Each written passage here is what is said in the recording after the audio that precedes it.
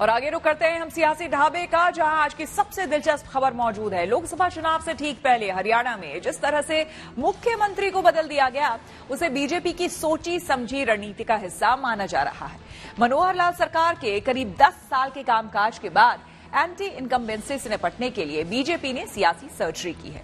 वहीं दूसरी तरफ ये भी चर्चा है कि ओबीसी सीएम बनाकर हरियाणा में जाट बनाम गैर जाट वोट में बीजेपी ने जाति वोट को साधने की कोशिश की है। हालांकि कांग्रेस का कहना है कि हरियाणा में 9 साल की नाकामी से घबराकर बीजेपी अब सत्ता के चेहरे बदल रही है।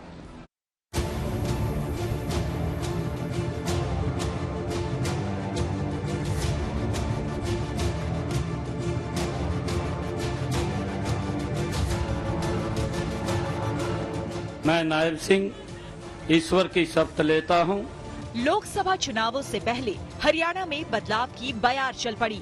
हरियाणा के मुख्यमंत्री मनोहर लाल खट्टर की छुट्टी हो गई और नायब सैनी को हरियाणा की कमान मिल गई।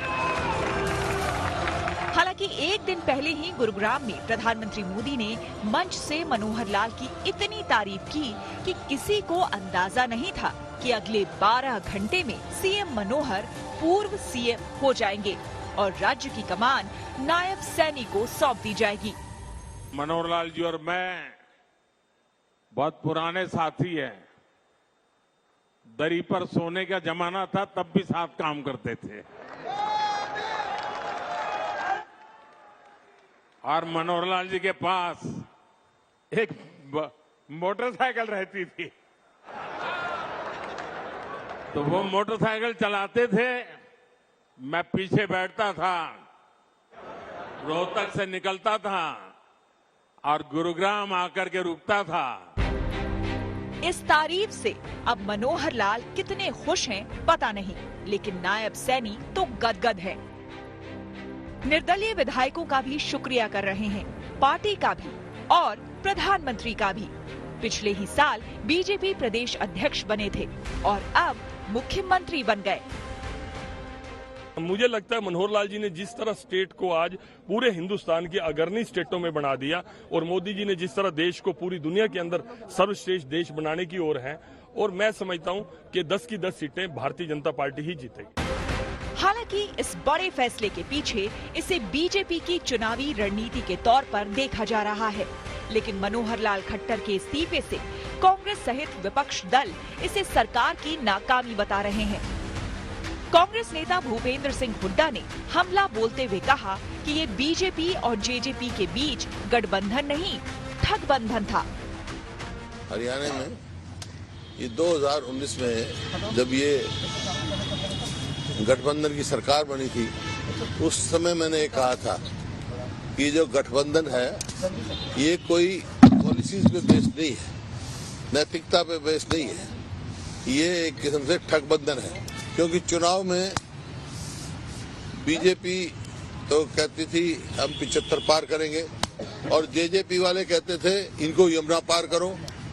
चुनाव हो गया तो दोनों यार बन गए अपने उसके लिए, हरियाणा को ठगने के लिए। और ये उसी समय मैंने कहा था ये गठबंधन मौका प्रस्ती का गठबंधन है, स्वार्थपूर्ण है, हरियाणा के हित का नहीं है, जनहित का गठबंधन नहीं है, और वो आज एक बात साबित हो गई। वहीं आम आदमी पार्टी ने कहा कि ये बीजेपी और जेजेपी की सोची समझी चाल है और जनता की आंख में धूल झोंकने की कोशिश कर रहे हैं। एक सोची समझी चाल के तहत ये अलग अलग चुनाव लड़े और आज फिर वो ड्रामा दोबारा करने के लिए जनता के साथ उस गठबंधन को तोड़ के ये कह दिया अलग अलग लड़ेंगे कि बस तू अलग वोट काटी और मैं अलग वोट काटूंगा। जनता समझ चुकी है कि तुमने एक मकसद को लेकर चुनाव लड़ा था और एक मकसद को लेकर गठबंधन बात किया और एक मकसद को लेकर आज आप इस गठबंधन को तोड़ रहे हैं। हरियाणा की जनता को पूरा ना समझे तो मैं वोट नीयत में मिलने वाले नहीं है। वोट काटने के लिए तो बहुत से लोग खड़े करेंगे, आएंगे जगह जगह, परंतु अब इनकी दाल करने वाले। हरियाणा में चुनाव से पहले सीएम बदलने की रवायत यूं तो बीजेपी में पहले भी रही है। गुजरात से लेकर उत्तराखंड तक बीजेपी ऐसे प्रयोग कर चुकी है, लेकिन सियासी पंडितों का मानना है कि बदलाव के पीछे कहीं न कहीं जाट बनाम गैर जाट वोट की सियासत है, क्योंकि राज्य में गैर जाट 80 और जाट 20% है। ऐसे में दुष्यंत चौटाला के अलग चुनाव लड़ने से जाट वोटों में सेंध लग सकती है और इससे जाट एक तरफा भूपेंद्र हुड्डा की अगुवाई वाली कांग्रेस को नहीं मिलेंगे, जिसका सीधा फायदा बीजेपी को हो सकता है। लिहाजा बीजेपी को इसकी फिक्र कम और 2024 में 370 के आंकड़े तक पहुंचने की फिक्र ज्यादा है। इसलिए कम से कम राज्यों में सहयोगियों को साथ लेकर बीजेपी अकेले टारगेट तक पहुंचना चाहती है। चंडीगढ़ से Satyendra Chauhan, good news today.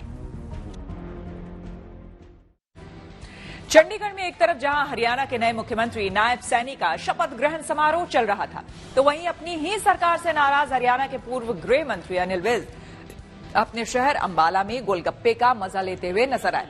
यही नहीं, बैठक से नाराज होकर निकले विज पहले तो गोलगप्पे खाते नजर आए और उसके बाद अपने घर पहुंचे और अपने नातिन के साथ भी खेलते हुए नजर आए। तो तस्वीरों में आप अनिल विज को गोलगप्पा खाते हुए और उसका मजा लेते हुए, चटकारे लेते हुए देख सकते हैं।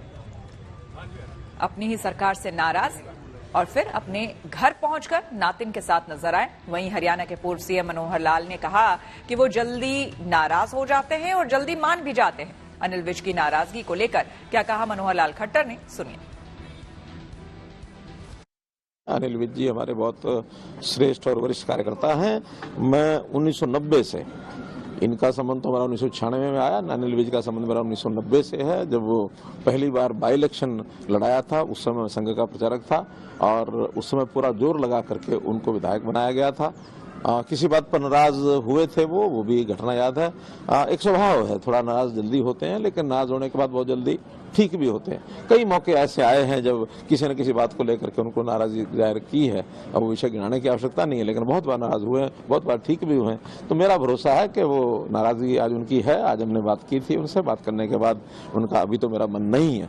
अब मन नहीं है तो कोई बहुत दबाव दे करके काम नहीं कराए जाते हैं। तो ठीक है, अगर वो चले गए हैं तो हम कल में फिर बात करेंगे, परसों फिर बात करेंगे। हमारे नए जो मुख्यमंत्री बने वो भी बात करेंगे, हमारे केंद्र के नेतृत्व के लोग भी बात करेंगे।